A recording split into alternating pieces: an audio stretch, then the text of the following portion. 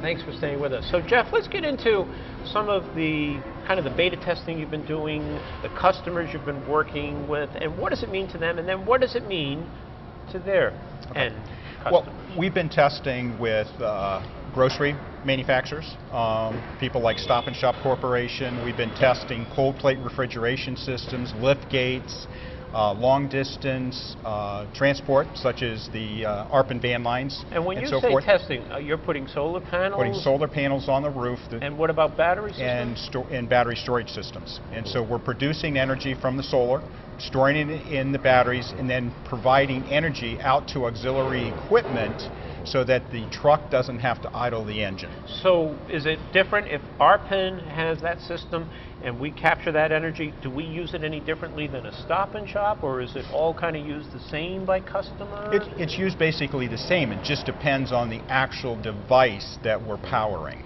Okay. And their kind of return on investment is going to be dictated somewhat by the kind of tractor they're running and the kind of fuel they're burning. But what does it mean to them? Is it helping them in operations? Is it helping them save money? Absolutely. And yes. What does it mean to their customers? It's lowering their operating costs through reduction of fuel usage, reduction of engine maintenance cost. And on a diesel engine, idling the engine is one of the worst things you can do. It lowers the lifetime of that particular engine. So it definitely takes some wear and tear. Correct. Off of that. And so if they're lowering their operating cost, they're able to then lower their cost to their customer base. So if you think about in grocery management, as fuel increases, the cost of delivering food to the marketplace increases. Those costs are passed along to us. Yeah, and it's got to be a fairly significant part of their operating expense. I mean, they must burn through an awful lot of fuel. When you look at their distribution points and how they're transferring all that food product from there into the stores, and what it ultimately costs to get it to the consumer. Now, so these companies have a bent for saving money, for being more efficient operationally, for improving their environmental performance, and for helping clean the air. How do you fit into the overall choices they have? Because as a fleet owner, I can look at biofuels, I can look at a conversion to natural gas. Bob, how does eNow fit in? Do you compete? Do you complement? No, we definitely complement, because we go above and beyond the other conservation measures, because we do actually generate additional energy that can be used in the various systems of the vehicle. One of the things we like to do is actually put the excess energy, after we fill our batteries, into the alternator and electrical system, because then we can actually take the stress off the alternator, which saves fuel. So that's one of the key components. Another key feature of some of our technology is working with hybrid vehicles. Now, they require a much higher voltage than your typical 12 volts or 24 volts. Well, our systems are designed to actually switch the voltage of the solar output on demand.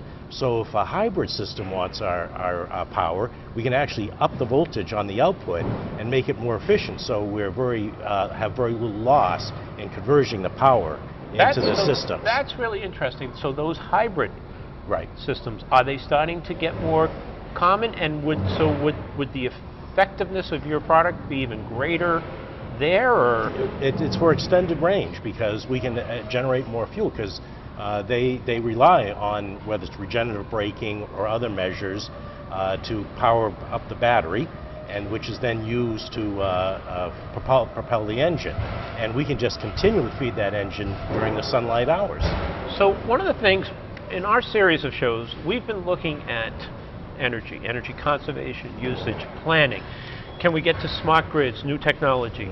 You're in a little bit of a sweet spot in that solar has gotten more efficient and less costly, and battery systems. What about the solar panels? Are you buying what's there? Are you buying in the U.S.? Are you innovating? What's going on? The basis of our technology, of eNow's technology, is in the solar panel design. So we've actually designed the solar panels ourselves. We have patents pending on the design and the features of these panels. And the best thing, and what we like to say, is we are actually making these products here in the United States, which we thought was important. And in the time you've been doing this, have you seen improvements? Are those panels better? Are they generating more energy? Are they making your systems more efficient and better financially? Yes. Yeah, absolutely. When we first started, we were looking at some of the technology was only about 17% efficient, and in this short time, it's already 20% efficient that we can use the components. So it's improved that quickly. It has, and it's improved because it's very practical now. You could get 20% a few years ago, but it was very expensive. Now it's the same cost as the 17 or 60%. We're going to go to a quick break, and we're going to stay with that. We'll be right back. Thanks so much for staying with us. We are finishing up here at Carty's Furniture. So Bob, let's continue. You're seeing improvements in solar panels. You're helping to innovate that. What about on the battery side? Yeah, we are. Typically, we use lead acid in the trucking industry or transportation industry, but the big area where there's improvements in lithium-ion technology, and that's what we're really exploring now because it's lighter.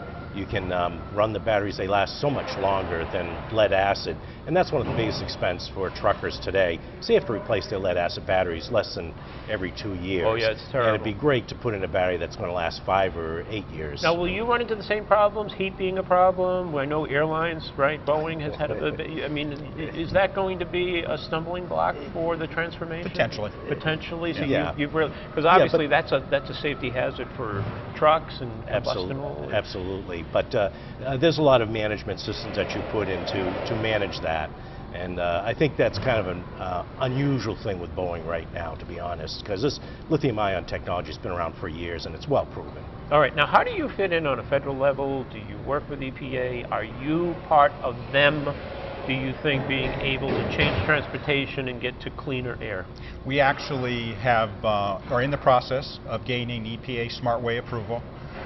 We are working... What is that? EPA Smart Way approval is a voluntary program that transportation companies can get involved with, and it's a plan to lower the operating cost of trucks, lower the fossil fuel consumption, and lower greenhouse gas emissions. All good goals. You're going to be part of that? We're already involved. We're going through the EPA Smart Way approval. We're also going through similar process with California Air Research Board, CARB, and NYSERDA in New York. Help me out here. What kind of impact can you have? I mean, can you take off 2% of the use of fuel typically for a truck? I mean, where is that? It depends on the application, but in an application such as ARPA van lines, we were able to show a savings of between 8 and 12% a year in fuel costs. And you think about a long-distance truck is now currently using about $80,000 of fuel a year in their operation. So when you're saving between 8 and 12% a year, you have a significant savings, and the payback on the investment is less than 2 years. Does that equate to a similar amount of savings on emissions, or how does that work in relationship? Emissions is, I think the calculation is 22.2 pounds of carbon of CO2 for every gallon of fuel saved. Okay. So it's considerable. It's a big number. And again, when it's just part of the piece that EPA wants to move transportation to alternative and biofuels and natural gas and reducing the weight and airflow and all of that could potentially add up to a huge impact. How do you now become part of the Rhode Island landscape, part of the kind of the new technology, new innovation, and do you see a lot of growth potential in terms of jobs for eNow? Yes, we do. And again, when you look at our business, we're talking about 15 million medium and heavy-duty trucks in the United States alone. That's not even talking about what's in all of North America and the world. Because I assume this is applicable outside of the U.S. as well. Yes. So 15 million potential customers in that case? 15 million trucks currently using it. That could be outfitted in some fashion with these products that would help create and store energy on a renewable, clean basis. Correct. So the potential is phenomenal. What are the hurdles? What are the things that it will take for you to be successful and to convert, the food service folks and all of those different customers, across? The hurdle is getting people over the fact that solar's not new. People say this is new technology. And solar has been used in space since 1958. And so solar itself is not new. What is new is that solar panel has become more efficient, the costs have come down, fuel costs have gone up, and we've developed a process and a way of converting that energy and lowering the operating cost of a vehicle. That is what's not been done before. And Bob, let me ask you, so if you generate excess energy, would you be able to apply it to other aspects of a truck? You talked about to the alternator, but Yes. I mean, are there de-icing systems, which you talked about with the bladder? Are there natural climate control? Could you make those trucks even more effective as an asset with that energy? Absolutely. One of the projects we're working on is putting the excess power back into the grid or into a warehouse, because if you look at any distribution center, there's lots of trailers that are sitting out in the yard all day long. And if we can just plug those in, we can supply power to the warehouse or actually go back into the grid. Well, and we think that's long term. That's a great point, because we've been talking about, you know, a smart grid and being able to feed it renewable energy, not have it turned off. So really, that becomes a huge win, right? If somebody owns a piece of equipment and they have this capital investment and you reduce their operating costs, but now when it's sitting, it becomes a potential power source. Absolutely. Right? That's got to be a huge win. What would it take to make that happen, do you think? It's the infrastructure from taking the power from the truck and taking it back to the grid. So meaning the infrastructure they would have in terms of inverters and being able to accept that, and net meter, and correct. Okay, you get the last word. Here in Rhode Island, has it been a good experience? Are you satisfied where you're at, and are you satisfied with the support systems that you've seen in growing a new company?